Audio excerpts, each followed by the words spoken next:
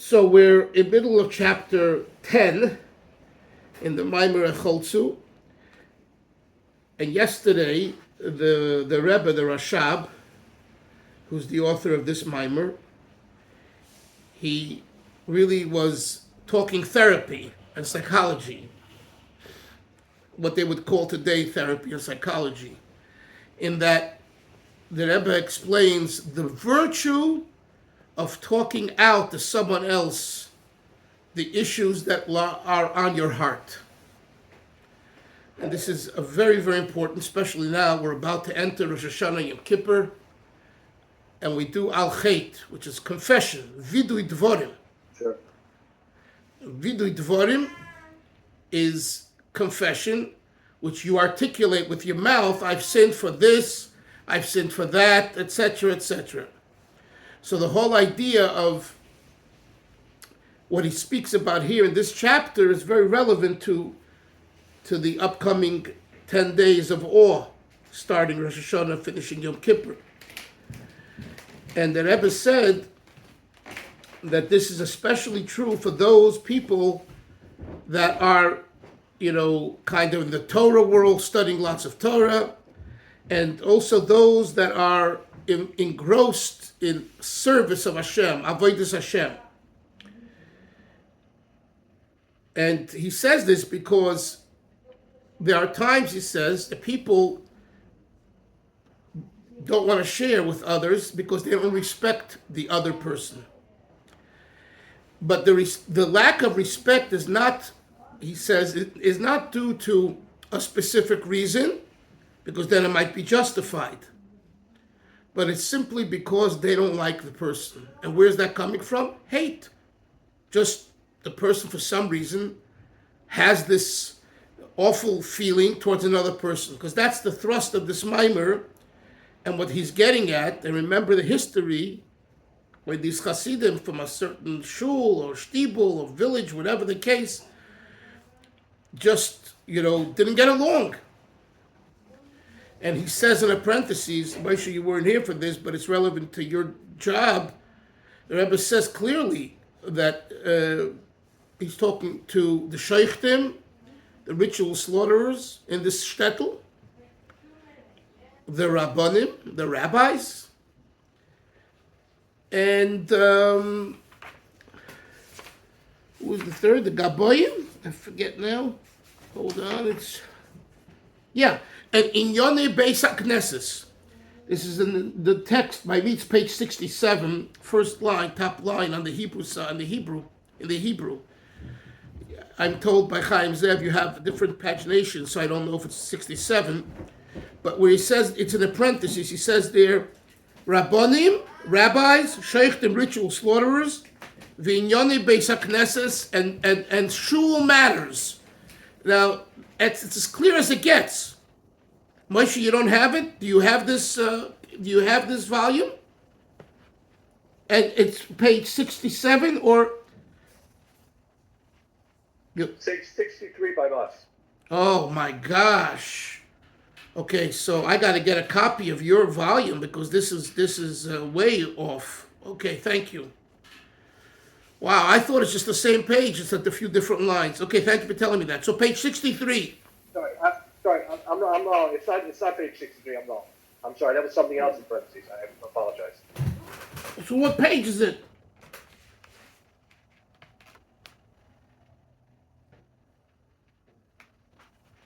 Anyone? I think it's 67. No. It's chapter 8. Page 70. Page 70. Shoftim and Beis HaKnesses Kedome. Right. So then it's a big difference. By me, it's page 67. Okay, I'm gonna have to get a copy that you guys are using with Hashem's help. Anyway, it says it over there, Moshe. V'inyone Beis HaKnesses, which hits you in the right in shul. There's always people. I want the air on. I want the air off. You're taking my seat. You're loud. It just doesn't stop. So the Rebbe says that a lot of times, or this comes from you don't like the guy. In other words, because you don't like him, therefore you start up with him. You're taking my place. You're too loud, v'chulu, v'chulu. So I want to make it clear. There are times when someone does something outrageous. It's justified. Imagine it's so cold in the house, free in a shul, and someone opens up the window. It's 20 degrees outside. Like, you're hot, no problem. You got to find, but it's 20 degrees outside. What if it's 65 like it was in the shul a few days ago, and one fellow happens to be cold and everyone else is hot? He's not justified in his request. He wants the air condition closed. So I'm just using that as a silly example.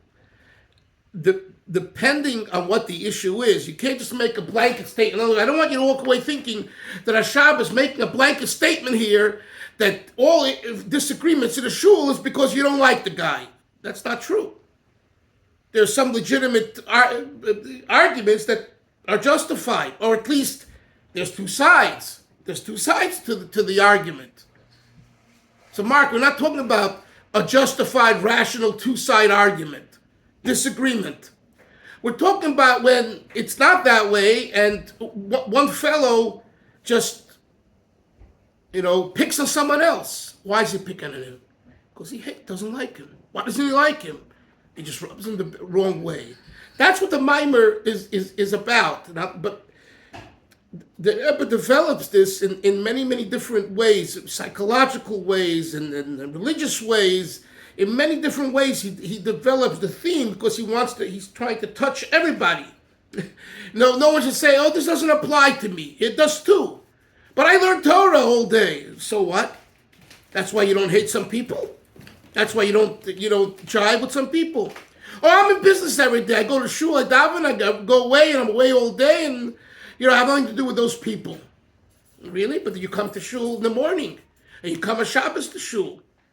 So this is what he's getting at. What are we learning now in the middle of chapter 10? That it is helpful for people who are in the Torah world, Kollel people, yeshiva people and all that, to talk out their issues to someone else, what we call a chavrusa, a partner, a rabbi, a mashpia, a friend.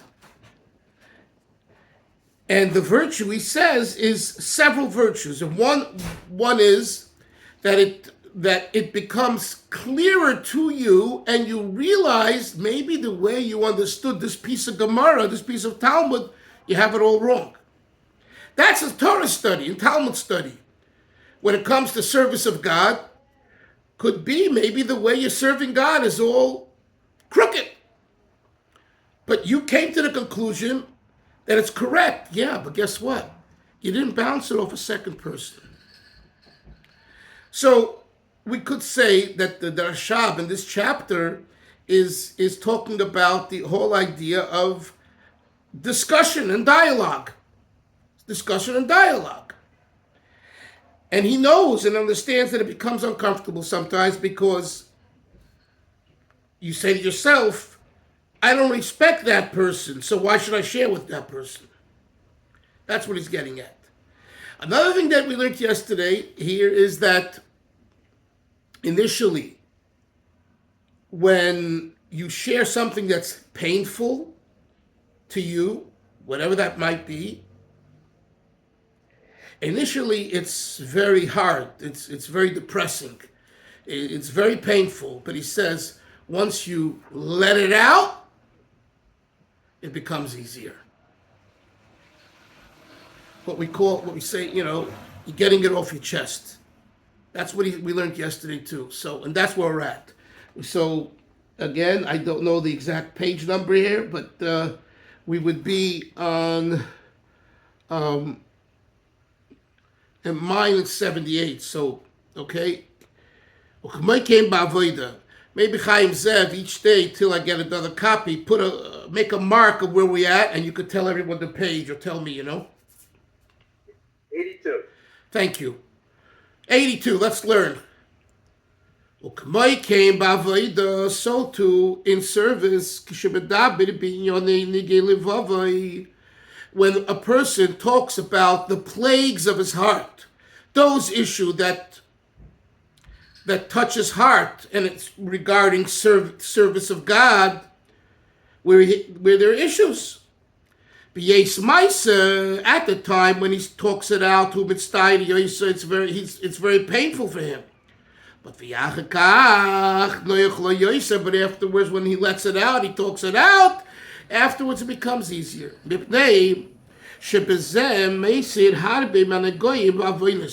Because by talking it out, he removes many of the plagues and the sins.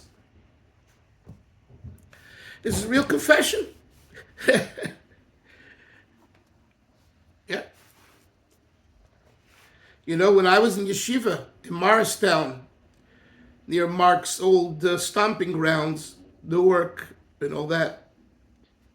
So, my mashpia, my teacher, told me once I should find a chaver, a friend in the yeshiva, who will give me musar, who will scold me, who will, chew me out. And he said that that's for your benefit. Now you have to find the right chavrusa, the right person. Because he didn't mean, just choose anyone. Someone who really cares for you, because he's a friend of yours, and you say to him, hey, I want to hear what you perceive in me is my rough feathers, and tell me so that I can improve and change. How do you like that? That's in yeshiva, 20-year-old young student, like a college student. That's what we were thinking about in yeshiva. I'm not going to say everyone thought about that, okay?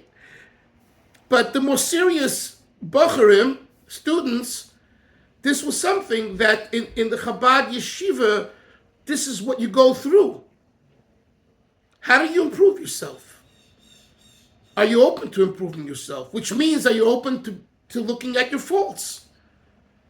I mean, and that's really what a farbrengen is. We hear the word farbrengen, farbrengen, farbrengen. That is a farbrengen. Not a sermon. I've told you this hundreds of times. Not a good word.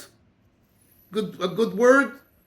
Those are all niceties, and there's a place for them. But farbrengen, if you look into the talks of the previous Rebbe, and the Rebbe and the Rabbeim, of farbrengen between Hasidim or between a mashpia is to refine the students and the people participating through bringing, of course, not embarrassing and, Someone just told me they had a Shabbos at the Ohel for Slichas, this past Shabbos. So they had there a teacher from Mayonot, from Yerushalayim. He was the guest. Chaim Zev, there's a group that twice a year or so, they come from Potomac, Maryland. Today it's already, some of them moved away, so it's not just Potomac, it's Florida and other places, and they come a few times a year. And they bring different guests. I've been a guest there several times, others, anyway. So they brought, I guess, this one of the rabbis from Mayonot. They're very plugged in with Mayonot. So one of the people that came was a former student of Mayonot. So this rabbi, Rabbi Kaufman is his name. So he says to this balabas, I see you became a grubber balabas, a grubber balagola. A grubber balagola means a coarse wagon driver. Okay. It's an expression. In other words, you're like such a behemoth. You're such an animal. Again, I don't know when he said it, how he said it, but someone repeated this to me, a good friend who was there. There was someone else there who didn't grow up in a Chabad yeshiva or in Chabad culture. He didn't know what he's saying. So he says to the rabbi, did you just call him a grub. He used the words grub of balabos as a grub. I wish I would remember. A grub something else. I got to remember because it's the punchline is in. Everyone cracked up. A grub of what? Perhaps a balagala. Maybe a balagola.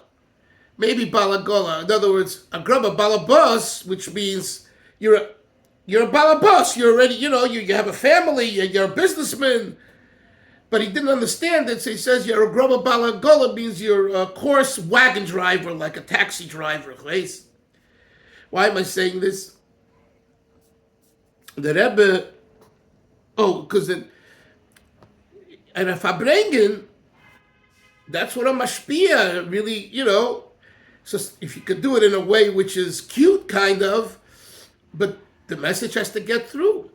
Hey, you were a former yeshiva bacher. You went to a yeshiva at some point.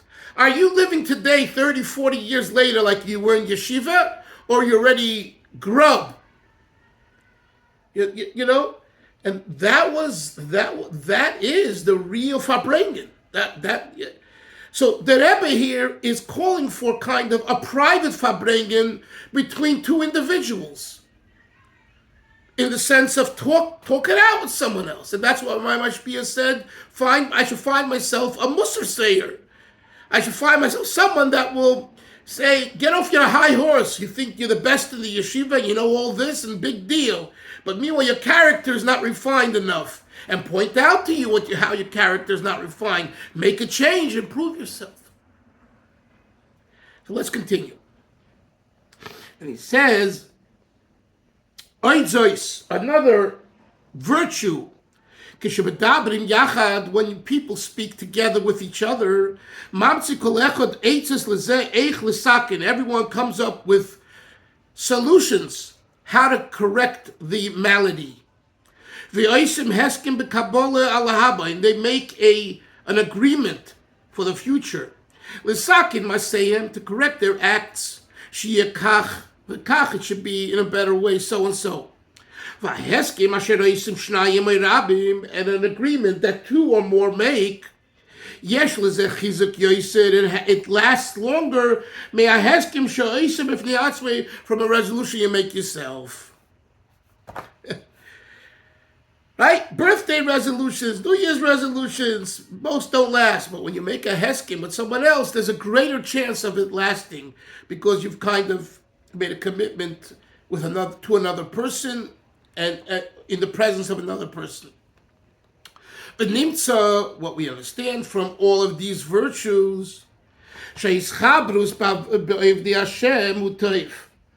that his chabura, like the word chabura, joining together, sitting together of people who are servants of God, who toiv me'oid, it's very good, become a pratim in many ways. The kol zehu kishiyesh boi bittul. This is only possible if you have humility. You're willing to sit with other people. You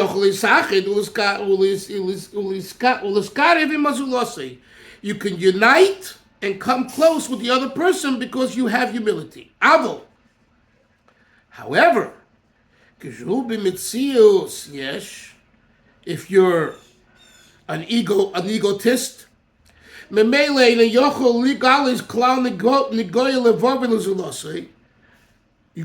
don't want to reveal the maladies in your heart to someone else, or you think you have such a low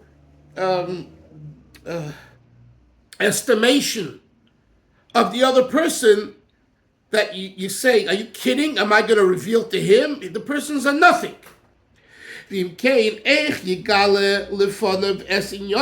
How will I reveal what's so deep in my heart and what's laying on my heart to this other person who's a nobody? How will it help me if I reveal to this nothing what's bothering me?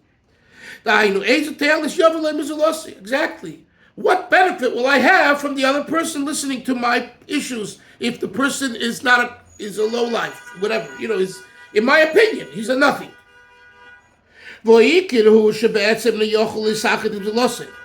Says the Rebbe, the primary problem is that this attitude expresses that I cannot join with someone else. Hey, basic Torah, whether it be the study of Torah, Shemaimad al Daite, that he is so sure of his understanding that he says, I know the pshat, I know the meaning, and he's not willing to dialogue and with someone else. Ukefi daitoi v'sichla yechshev shekeinu emes. And therefore he concludes, based on his understanding, so is the truth. In this piece of Torah that he's studying.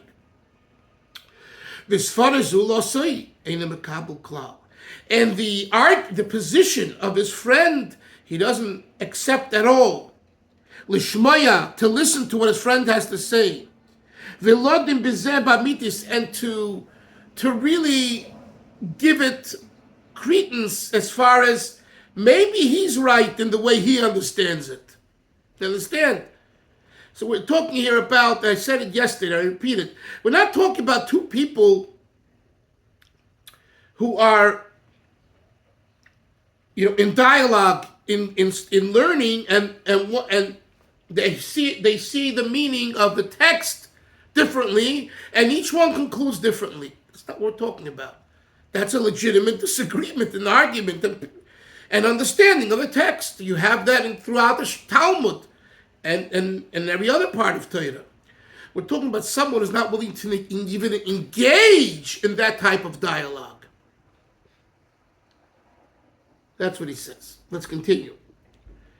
So he doesn't at all hear what the other person has to say, but studies without a leaning, inclining. In other words, he's not genuine, and his mind is always inclined to say, I know. That's what he's thinking. You ever been with someone in learning and they're not really listening to you? You understand? That's what they're not really listening to you. They need you in a way because they want a sounding board, but they're not, they're going to tell you. They're not open-minded enough intellectually to hear that maybe the meaning is different. So here we're talking about in learning. Let's continue. On the contrary. But if you change and you will speak together about an intellectual idea. I'm sorry. If the Rebbe says that if you share dialogue in study, but really you don't value the other person's opinion, then it'll make it worse. You will become the person's opponent. When is dialogue in learning valuable? When you really consider the other person as valuable as you are intellectually. No, I don't mean that, maybe you're smarter, fine. But you understand the person can hear, person can think. But if you don't have that prerequisite towards the other person, then when you engage in dialogue with such a person, you become his opponent, his real opponent. Because your disagreement is because you don't value him.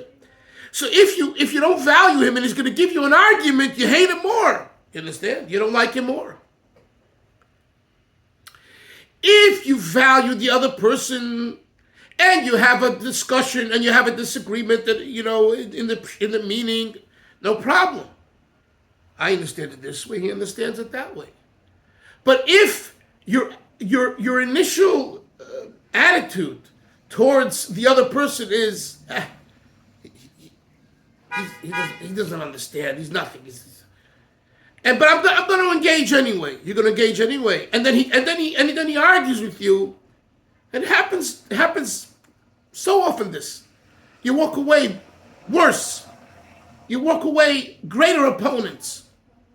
Who are you to argue with me? You're such an idiot, you know? You're so foolish. You don't have the cup. Argue with me? That's what he says. Yosef, in the brackets. V'zeh nase etzloi taina. Achkach shen yochel isar v'sachet itoi. And this becomes his position where he says, I can't join with the other person. Shari omer kach v'kach. So the next time around, you say, no way I'm going to learn with this guy. Why? Because we get into these nasty disagreements and fights, and he's so wrong. So you use the first experience to exclude the second experience. So the Rebbe is just pointing out how sometimes... So what's the point? The point is you have to respect the other person. You have to... Before you respect his intellectualism, do you respect him as a person? And if you don't respect him as a person, studying with him will lead to a greater animosity. That's his point. And I think this is very important. Not so much maybe now, but in yeshivas, chavrusas, and do you respect your study partner? Or do you not respect them? And it's this way in business too.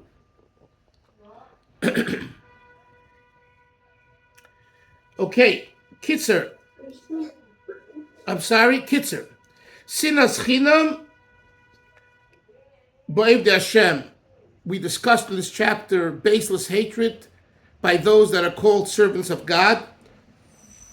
To Elios, the benefit of dibuk chaverim, of people learning together and talking things out.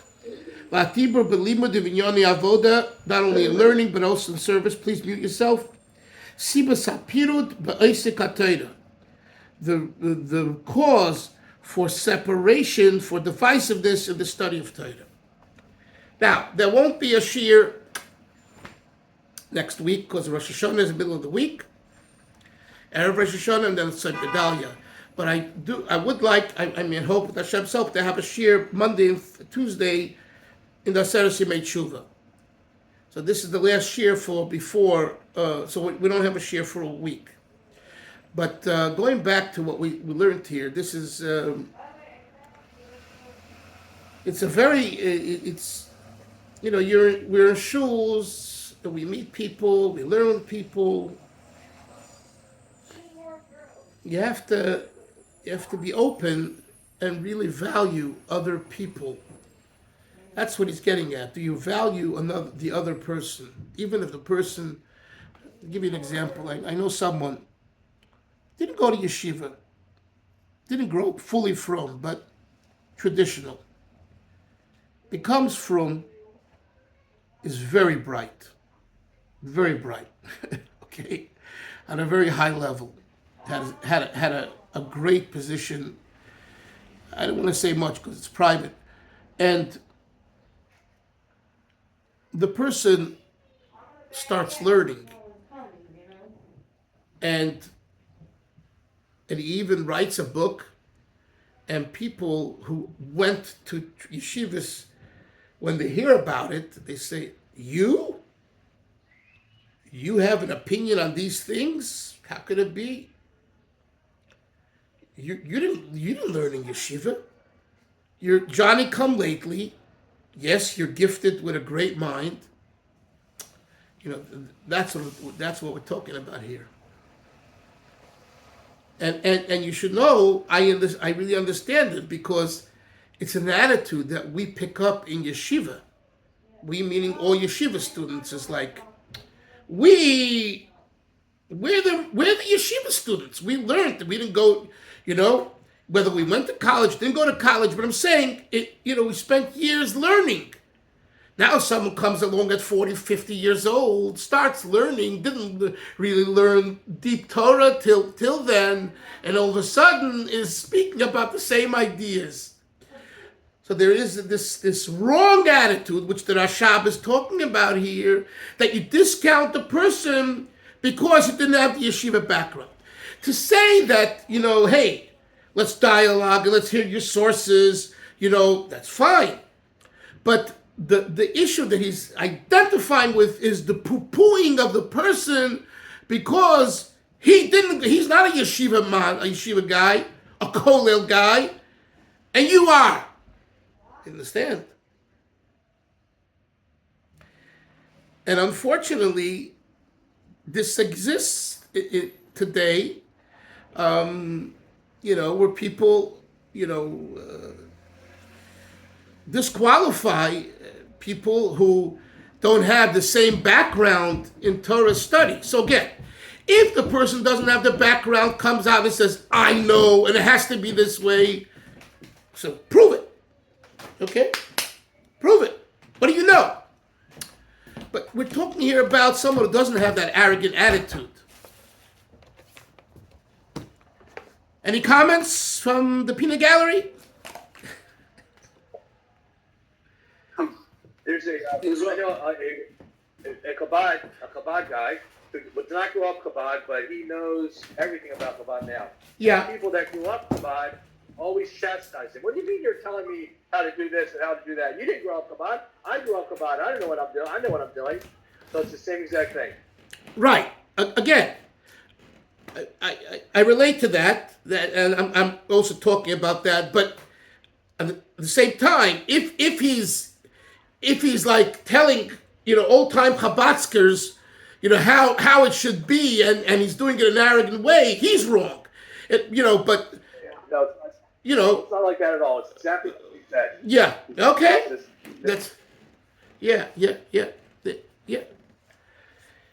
I think Menashe, you wanted to say something? Yeah, this is totally off topic, but I believe you said Mark's from Newark. So I just want to let him know, so am I. That what? I'm from Newark, New Jersey. Oh, you're from Newark. Sorry. Okay. Mark, you have a contemporary here on learning from Newark, New Jersey. Chavre, listen. Aksiv achsim tova, shana tova masuka, tehei shnas. What hit me is tehei shnas pevov, puulos,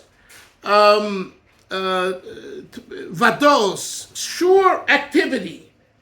It should be a year of assurance in activity, not just, maybe doubts. And another thing, remember, the Alter Rebbe teaches in the Igeres HaKodesh 14 that the energy of the world changes Rosh Hashanah. Rosh Hashanah night and into the morning with Kiyah Shofar and davening and all that. So, regardless of what was last year, in health, in business, in nachas with children, in the global situation, the economy, in the war, that was all Tafshin Pei Hey. Now it's coming Tafshin Pei Vav. It can be completely different in a more positive way. So you have to think about that as we go into Rosh Hashanah. Also, the night, before I forget, the Shira Milas that we say after Shmon Esrei and Rosh Hashanah night, especially the first night, we say with a lot of kavanah. Right after the Shmon Esrei, we say a psalm about God creating the world. The Rebbe Rashab says those that have intense kavanah in that paragraph will have a lot better parnasa through the year. So that you could share with anyone and everyone. And the Rashab is a tzaddik. And why he said it, how, I don't know right now. It's not relevant right now. That's the bottom line. Which one, Rabbi, which one? The Shira Milas where? Right after Shmon Esrei, not Shir. No, what's the kapit? LeDavid Mizmor. LeDavid Mizmor El Hashem Oretz U'Meloyoi. LeDavid Mizmor. Sorry, not Shira Milas. It's a short kapitel. Siu Mori Menechem Uru Mi Borei Olam Binasu Al Pischi. That kapitel that we say in that with that tune. So the Rashab said. 24. Yeah, 24. So it's important to focus on that. Also, not to waste time Rosh Hashanah with idle talk. It's not spiritually healthy. You know, it doesn't mean you shouldn't talk to another person when you invite to your table. But, you know, the chit-chat leave for after Rosh Hashanah. Rosh Hashanah is a time to daven and say Tillim and be focused and to blow shofar for, I always say, you know, you don't have to, in your own building, your own street, there are people who, last year I blew here for a person, an 85-year-old lady, she couldn't get to shul, you blow shofar for them. So I'm just saying that, you know, it's something we should do also in Rosh Hashanah. And the case we should have a ksiva tova, Mashiach will come. We need to just slap him down, and it'll be this way. Sei gesund. If you need anything, let me know. I'm around. Take care. Bye-bye. Thank you. You're welcome. Bye-bye. Thank you. Ksiva tova. Okay, Bencha. Thank you. Bye-bye.